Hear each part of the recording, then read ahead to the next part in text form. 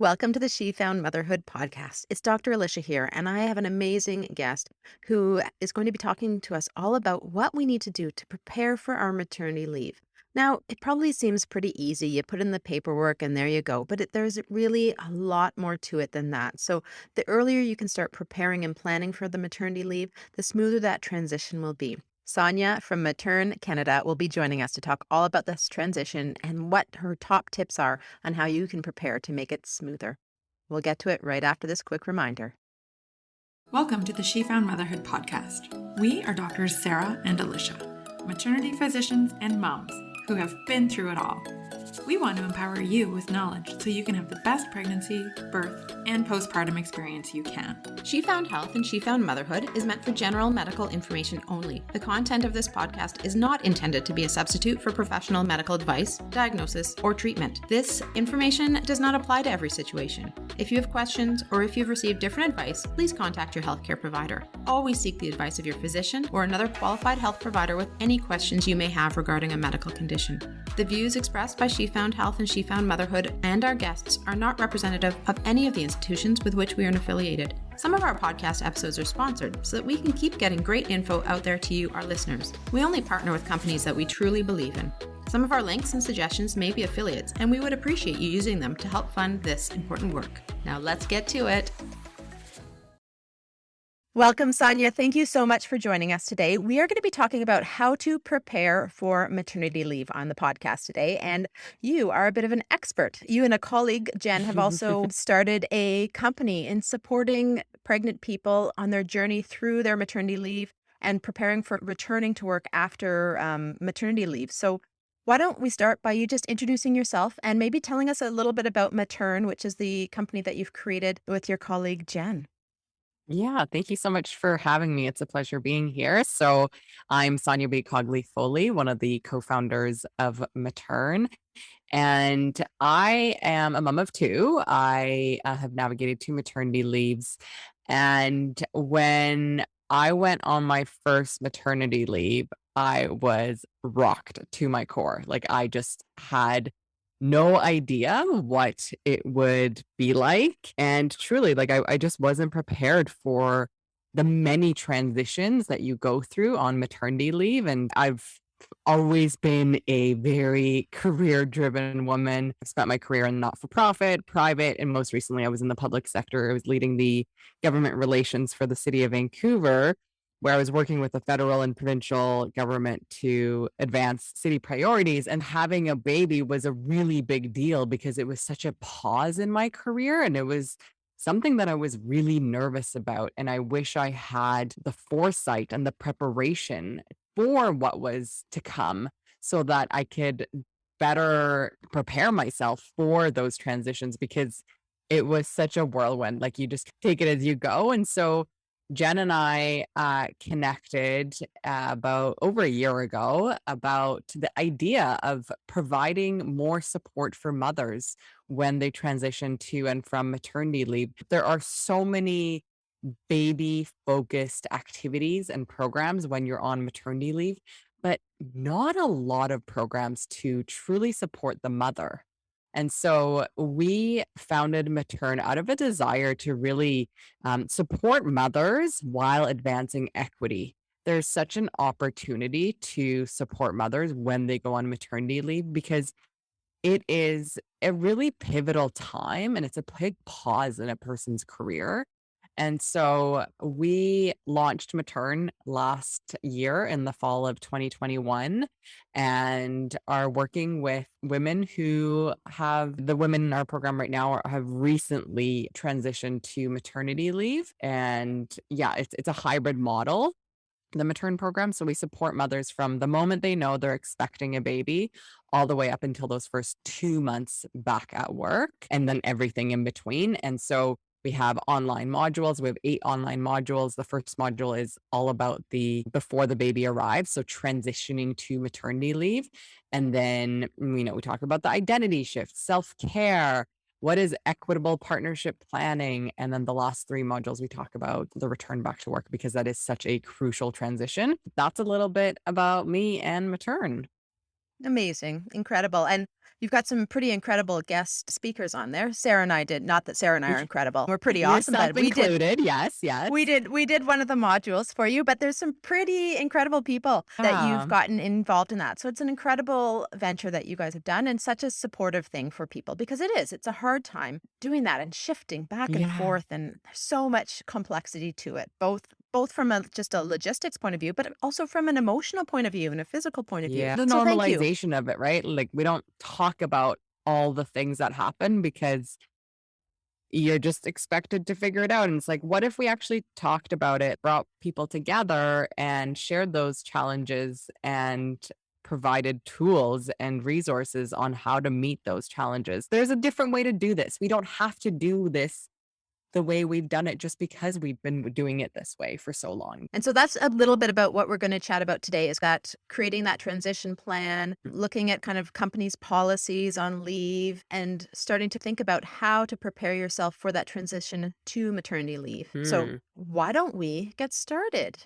Yeah. So there are lots of factors to consider as you are planning for your baby's arrival. We actually dedicate a whole module to this because the administratively, emotionally, logistically, there's just so many moving pieces that no one really tells you what to do and you're just supposed to figure it out. There are one of the first things that we talk about is getting organized, right? Create and share a maternity leave transition plan, which we actually offer for free on our website. So if you are interested, you can go and download that from our website just to get a sense of what that transition plan could look like. Really like asking yourself questions like, when do I want my last day to be before I go on maternity leave? Do I want to work right up until the last minute? What, if any time, do I want to take for myself before the baby arrives? And what would I use that time for? So, really getting mindful about the time you have between now and your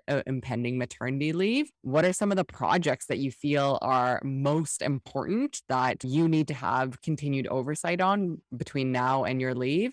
And what do I need to like relinquish control over and delegate to other people? I need to talk about childcare because that is a challenge for almost everyone, I would say. You're very lucky if that is an easy thing to establish, but we really encourage soon to be mothers to think about childcare planning before they go on maternity leave. And again, we have a whole list of things to consider when you're choosing childcare because there are many types of childcare out there and not all of them are right for you. And so it's really important to understand the differences of childcare, the questions to ask when you're going on those tours, and understanding their philosophy around learning and how that fits in with your values as a family or if you're a single parent. So that piece is, we cannot highlight that piece enough because so many mothers returning back to work, one of the challenges is I don't have childcare, so they can't go back to work. So what if we can help set you up for success so that you don't have that challenge? Not to say it's going to go away by starting before, because still mothers are on 3-year wait lists and still can't get in. Really like getting organized, preparing, familiarize yourself with your maternity, parental, and adoption leave benefits at your organization. Understand your policies. Are you going to receive extended health benefits? And what does that look like for you? And understanding your vacation accrual while on maternity leave. And then thinking about the actual transition, creating a transition plan that you can then share with your employer as to how you want to go on leave, what project you're working on so that there's a documentation of the processes and projects that you're involved in. And then a plan for how you are going to teach those who are going to be covering for you, or if you do have a replacement, to really train them on what is coming up. And also connect with parents that are at your work. So if you have an employee resource group, an ERG at your organization that supports parents, join that group. Or even find a person at your organization that has navigated maternity leave so that you can have an ally. And maybe one of the suggestions we make is keeping in touch with one person, or one or two, however many you want. And so maybe connecting with that parent and asking if they're willing to connect with you over the course of your leave, if that's the decision that you make, right? It's all about empowering the mother to make this leave about the kind of leave that they want. So if you don't want to stay connected to work, that's totally okay. But then there are some mothers that want to stay connected. They want to receive the monthly updates, quarterly updates. They want to go attend the social events, pre-pandemic world, of course. So it really depends on what kind of a leave you want to take. And also, it's okay to change your mind, right? You might have this idea that you're going to go on maternity leave and you're going to go on coffee dates every day. And then you might have a really colicky baby who cries all day long. And that is a really difficult thing to get out of the house. And I think being flexible with what can happen is really important. And also we always talk about like having a support list. I think you guys talk about this a lot too, right? Like it really takes a village to raise a child. And so your village has never been more necessary than before when you have a baby. And so navigating motherhood can be equally rewarding and daunting, but when you have the people, the right people surrounding you and supporting you, it can just make it so much more manageable and enjoyable. We really encourage for you to create a support list of people, whether that are family members, friends, medical professionals, midwives, doulas, counselors, coworkers, new moms groups in your community, someone to hold your baby while you shower, someone to check in on you, even just a 15-minute phone call to just someone to talk to. Those are a few of the things that we really recommend thinking about and considering before you go on leave, and really making it about what you want, right? Thinking about the kind of leave that you want, and communicating that, right? Sometimes the assumption is that you're taking 12 months, but not everyone wants to take 12 months. Some people want to take 18 months, some people want to take 6 months. And so really taking the time to think about those things and not following what everyone else does, with the option of knowing that you can change your mind. Yeah, and you bring some really, I was almost laughing halfway through that when you're talking about childcare, but you bring up some really good information because, Sarah, my colleague Mhm. Sarah, Yeah. anybody who follows us knows her ordeals with childcare over the years. She's got 3 kids under the age of 7 now, but it has been so challenging for her. Both her and her husband work. They're both family doctors. And to cancel a clinic is huge. And so her childcare strifes have been constant over the years, and perhaps learning from other people and what they've gone through as well can be really helpful in choosing childcare options. So talking to the people around you and what's worked for them and what's hasn't and what's worked, why has it worked well? Because you're right, there are a lot of different options out there. So finding something that suits you and your family, which might be different than somebody else, and that's totally fine. Totally. And you don't like, I have 2 kids under 5 and we're at our 3rd daycare now. Like, sometimes you just don't know until you start there, and, like, it's really hard to fully get to know someone on a 20-minute tour and reading someone's website, and you can do your best to get referrals from other moms, but sometimes that's not always available. Be open to change. Yeah, and understand what your values are and what's really important to you. And if that is, I don't know what that is, if that's long hours because you work long hours, then Yeah. a long hour daycare might not have some other things that other daycares do, but it Yep. works better for you. Or if I never had time to take my children to activities. So having activities within the daycare was a really good Yep. thing. They took them to swimming and skating lessons. That was great for me because I wanted my kids to be involved in those, but I didn't have the capacity to do it at that point in my life. And so there's just thinking about what are those things that are really important to you and recognizing that nothing will have everything. And so No. what are your No. priorities versus what are you willing to give a little bit on is a really Yeah. important thing. The other thing that came up, which often comes up for me in the office. So I'm a family doctor. I have no benefits. Mhm. I have no mat leave. I have no nothing. So I don't know the ins and outs of EI or sick benefits or anything like that because it's nothing that I have gone through myself. And so I often have to talk to patients when I'm putting them on sick leave. What is your policy? What is the government's policy on that? And Yeah. my understanding of it is very limited, partly because I don't have the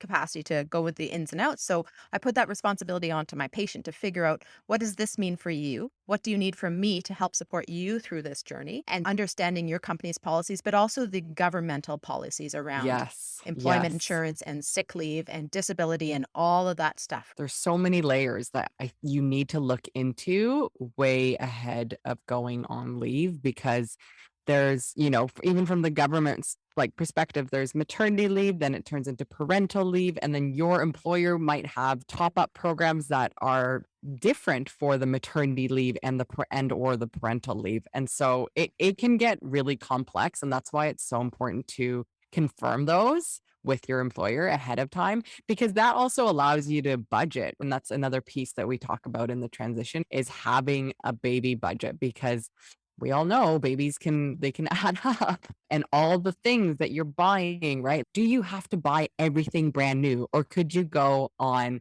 your local marketplace or Kids Swap on Facebook to buy used items, right? Does everything need to be new? Probably not, right? A lot No. of Babies are pretty cheap. It's all the stuff that we buy it's for the them that's stuff. expensive, right? Yeah, and we don't need all the stuff. Yeah, I think that's a really big piece in figuring out what the benefits are and how that will impact your leave from a financial standpoint. Yeah, it's so true. Yeah, and I agree with you. Having that support plan and thinking about that before you have your baby is so incredibly important. And we talk about a few different types of support. So you broached on them, like your healthcare provider support, your Mhm. physiotherapy. So does your extended benefits continue through your mat leave? Are they going to cover your Yeah, pelvic physio and your counseling? Those types of things, right? That's a really important thing to know and to plan for because if not, that's a big piece of your budgeting, but yeah, also very important for your health. Your care providers are obviously a big one, your functional support. So, who's going to walk your dog when you're in labor at the yeah, hospital? Who's going to take your toddler who's got so much energy to the park for you? Who's going to yeah. drop meals off for you? And who are the people in your life that are supportive and what do they enjoy doing? And try to use Mm, that to create those support plans. I often say, oftentimes we've got one friend who's super organized and likes making spreadsheets. So put oh, them in charge of creating yeah. your support plan for you. They can get your meal train going. They can figure out who's Oh, doing your laundry on what days. They yeah, can figure out who's walking the dogs. Like these yeah, people are incredible. And this is yeah, what brings them joy. So give them some joy and ask them if they can do totally. that job for you. Because it's hard And asking for and support, but people want to, is right? people want to help you, and I think it's better to get the exact support that you need versus something that you totally don't need. So if someone asks how they can help, respond in an authentic way. What do you need? And you probably need a lot of things in those early days. Don't be afraid of asking for support because it starts early, even later on in motherhood.